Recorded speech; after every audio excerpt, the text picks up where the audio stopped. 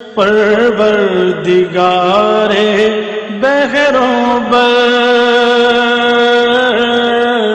پروردگار بحروں بر.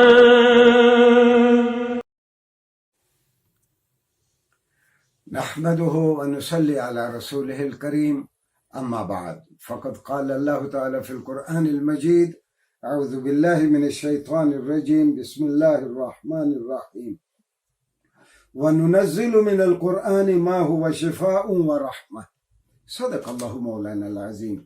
اللہ نے فرمایا کہ قرآن میں ہم جو کچھ اتارتے ہیں وہ اللہ کی مخلوق کے لیے، کائنات کے لیے وہ شفا ہے اور وہ رحمت ہے.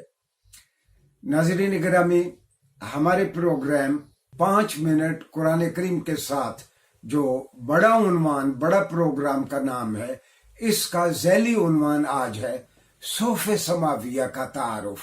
صحف سماویہ، صحیفے کی جمع ہے صحف، سماویہ یعنی آسمانی، آسمانی کتابوں کا تعارف.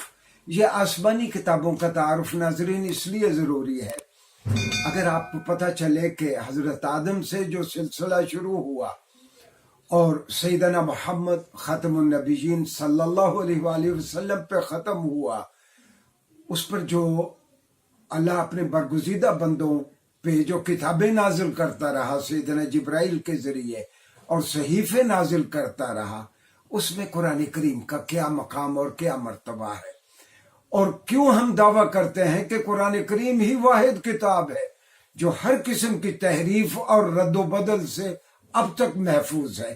میں عرض کروں، اگر کسی تحریر میں ایک حرف کی جگہ دوسرا حرف لکھ دیا جائے تو اس کو تحریف کہتے ہیں، اور اگر اس کے اعراب بدل جائیں، اگر ایک نقطے کی جگہ دوسرا نقطہ آ جائے اس کو تصحیف کہتے ہیں. تو قرآن کریم ان گزشتہ 1450 سال میں ہر قسم کی تحریف اور تصحیف سے مبرہ اور بالکل پاک ہے قرآن کریم. ناظرین گرامی، عرف عام میں تو ہم یہ کہتے آئے ہیں کہ 4 ہی بڑی کتابیں ہیں زمانی ترتیب میں: توریت، زبور، انجیل اور قرآن کریم. اور حقیقت یہ ہے کہ مسلمان قرآن کریم سے محبت بھی بہت کرتے ہیں، لیکن یہ ہماری محبت ہے ایموٹیو لیول پہ، صرف جذباتی لیول پہ ہماری قرآن سے محبت ہے.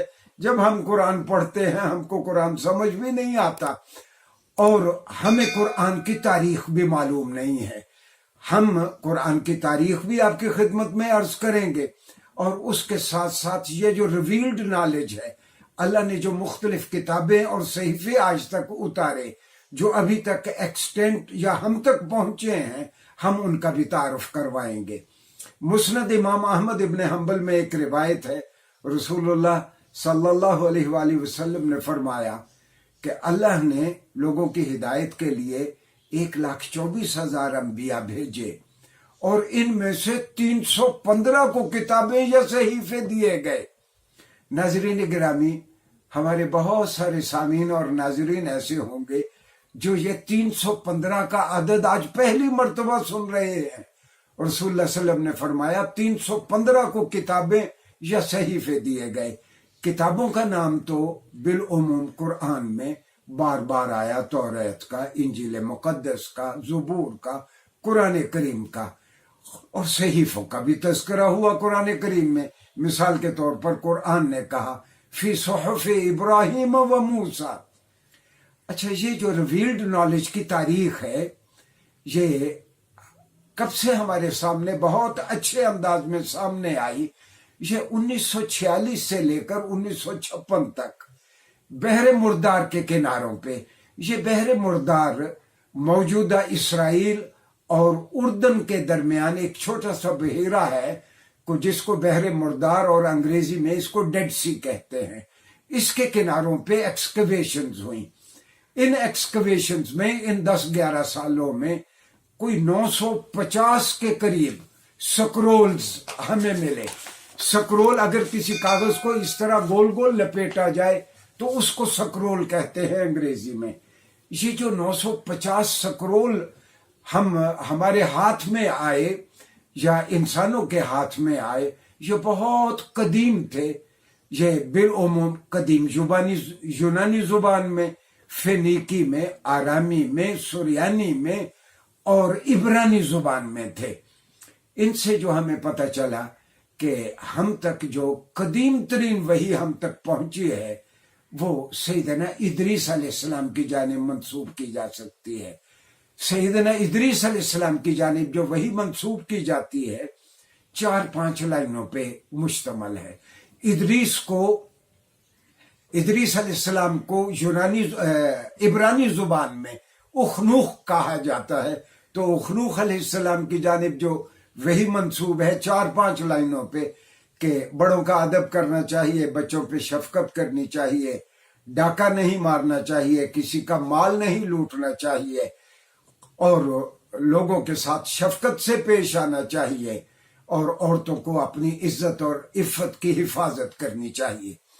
اس کے بعد جو قدیم ترین وحی ہم تک پہنچی ہے وہ سیدنا نوح کی جانب منسوب کی جاتی ہے. یہ بھی کوئی کتابی صورت میں نہیں ہے. کہتے ہیں کہ کسی زمانے میں یہ ایک مکمل صحیفہ تھا یا کتاب تھی. اب یہ بھی 4-5 لائنوں پہ مشتمل ہے. سیدنا نوح کی باضابطہ کوئی الگ قوم یا ان کی امت تو نہیں ہے، لیکن موجودہ عراق کے علاقہ سلیمانیہ میں ایک چھوٹا سا مذہبی طبقہ چند سو افراد پر مشتمل وہ سعدیات کہلاتا ہے. ان کا دعویٰ ہے کہ ہمارے پاس کسی زمانے میں پورا صحیفہ یا کتاب موجود تھی جو وقت کے ساتھ ضائع ہو گئی، اور یہ سیدنا نوح کی جانب منسوب کی جانے والی وحی جو ہے یہ بھی چند سطور پر مشتمل ہے. ناظرین گرامی، ہم آئندہ ان مختصر لیکچرز میں اللہ کی جانب سے بھیجی جانے والی تعلیمات جو اب تک ہم تک پہنچ چکی ہیں اور جس حالت میں وہ پہنچی ہیں ہم ان کا بھی تعارف کروائیں گے.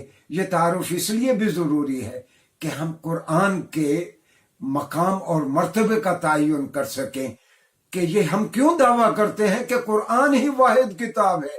جس طرح رسول اللہ صلی اللہ علیہ وسلم نے لوگوں کو تعلیم فرمائی عین اسی طرح یہ کتاب آج تک موجود ہے. شکریہ جی.